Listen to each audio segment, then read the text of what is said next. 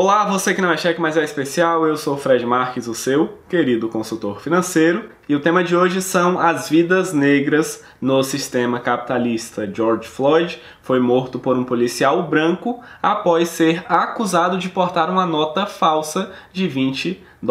Não havia qualquer prova de que a nota era realmente falsa, muito menos de que Floyd tinha consciência de que ela era falsa. Você que está assistindo esse vídeo já pode ter carregado no seu bolso uma nota falsa e não saber disso. O dinheiro sem valor do homem negro e morto fez a sociedade parar para refletir se o nosso sistema social e econômico demonstra na prática que vidas negras realmente importam. E é sobre isso que vamos conversar no vídeo de hoje. Muito bem, meu querido público, quando essa discussão sobre a questão racial se aflorou nos últimos dias, imediatamente eu lembrei de um trecho bem específico do 5º episódio do documentário sobre o Michael Jordan na Netflix, que tem tudo a ver com a nossa reflexão de hoje sobre negros e capitalismo. Só para você entender o contexto, o ano era 1990, Michael Jordan já era uma estrela mundial, já era um ícone cultural,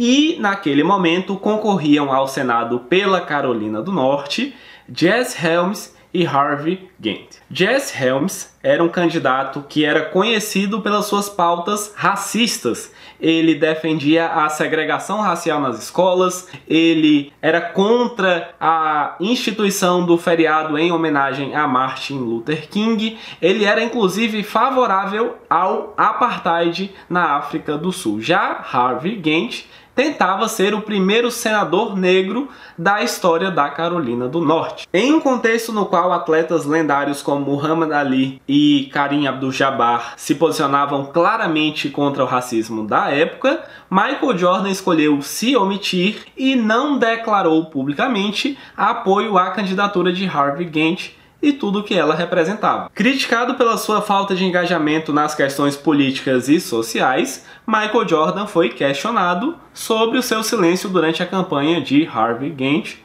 A resposta de Michael Jordan foi que, abre aspas, republicanos também compram tênis, fecha aspas, republicanos, aqueles que apoiavam as pautas racistas do Jesse Helms. Republicanos também compram tênis. Essa frase tem muitos elementos para a gente trazer para a nossa reflexão do vídeo de hoje. No meu primeiro contato com essa frase do Jordan, eu imediatamente pensei na Bíblia e em Adam Smith. Na Bíblia existem 7 passagens que afirmam que Deus não faz acepção de pessoas. Ele não diferencia, não discrimina, e eu suspeito fortemente que se Adam Smith, o economista e filósofo, tivesse escrito a Bíblia, ele acrescentaria que o dinheiro também não faz acepção de pessoas. No sistema capitalista, não importa muito quem você é, importa quanto você tem. Quando o Jordan afirma que republicanos também compram tênis,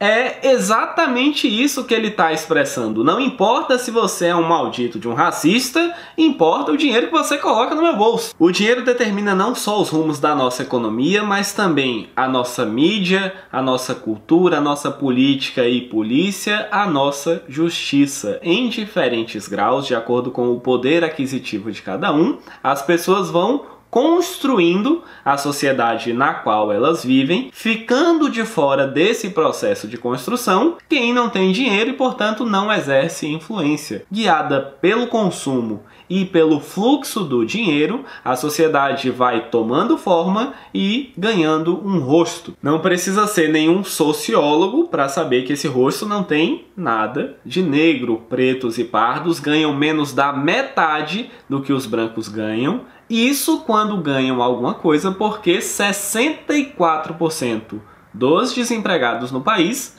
são negros. Sem dinheiro para comprar tênis e, portanto, sem influência financeira e política, os negros acabam sendo excluídos do sistema e não conseguem viabilizar politicamente o atendimento de necessidades básicas como saúde e educação, não conseguindo ter acesso aos recursos imprescindíveis para conseguirem empregos, terem dinheiro e com isso exercerem influência financeira e política. Vejam como o sistema se retroalimenta de forma muito perversa. Vivemos em uma sociedade meritocrática em que a oportunidade de desenvolver os méritos não é oferecida igualmente para todos. Esse é um problema gravíssimo dos alicerces do nosso sistema, e seria muito mais fácil se eu viesse aqui e apontasse os dedos para os políticos e dissesse que esse é um problema dos políticos, mas eu acho que isso não serve para muita coisa,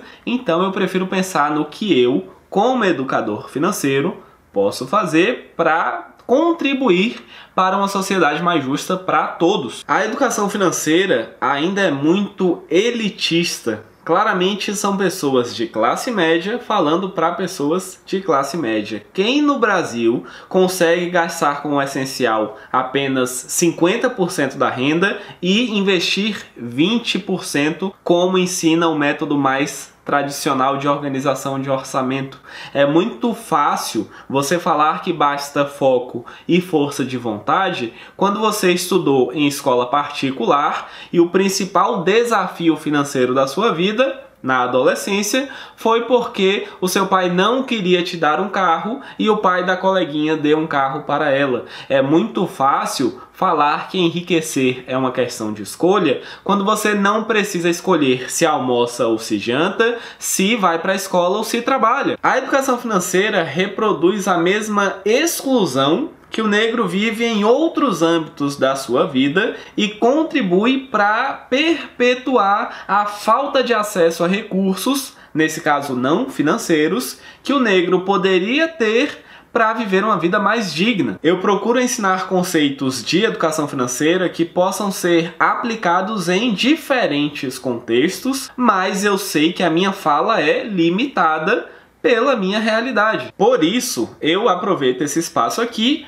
para divulgar o trabalho de pessoas que falam de educação financeira e que vieram da periferia, e isso dá a elas muito mais vivência e um olhar muito mais próximo de quem vive às margens da sociedade. Os perfis são Evelyn Bonfim, Nath Finanças, que tem um canal que acho que todo mundo já ouviu falar, e Murilo Duarte, do canal Favelado Investidor. Para fechar, meu querido público, eu gostaria de compartilhar que eu pensei 1000 vezes antes de fazer esse vídeo, porque eu estava com medo da repercussão, de me ofenderem, e foi aí que eu lembrei do Jordan. Se em um primeiro momento eu julguei a omissão dele no contexto dele, cá estava eu querendo me omitir, igual ele fez lá naquela época, só que hoje eu tinha a oportunidade de fazer diferente e foi por isso que eu decidi gravar o vídeo. Mas eu quero que agora você pense no que você tem nas mãos de oportunidade de demonstrar na prática que vidas negras importam. Muito obrigado por dedicar esses minutos da sua vida para me assistir. Até o próximo vídeo.